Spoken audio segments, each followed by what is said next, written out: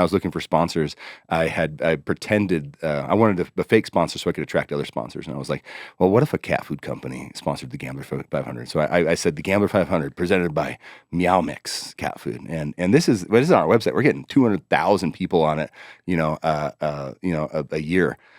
We're getting 10 million a month on our Instagram. So this is out there that Meow Mix is sponsoring this automotive rally. And so I get a message that say, hey, that's not really, who did you talk to over here? I'm like, oh, nobody. I was just having some fun. They sent me a cease and desist. You were like, can I speak to Mr. Mix? They're owned by the Dole Food Company. Oh, no way. So I could have gotten some real trouble probably. Yeah. But then, because what I did next is I published their cease and desist they sent me. Because getting sent a cease and desist by a cat food company, probably about the funniest thing that's ever happened, like to me at least. And so then I was like, well, that got me a lot of attention. And I want to start, because my grandparents owned the Jeep dealership in Sacramento. My dad's into Jeeps. It's like, I'll see if I can get Jeep involved. And so I'll just use if I send them a message, they're going to ignore me.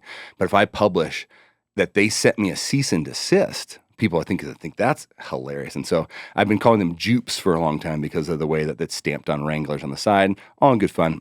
I like Jeeps. I had a Jeep Gladiator at the time.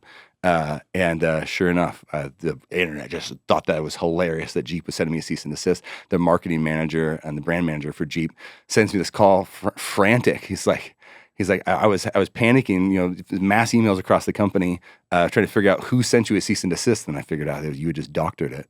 And so he said, you want to work together? And I was like, yeah, that'd be awesome. So we have a Zoom meeting and I'm all ready. I'm put on a collared shirt.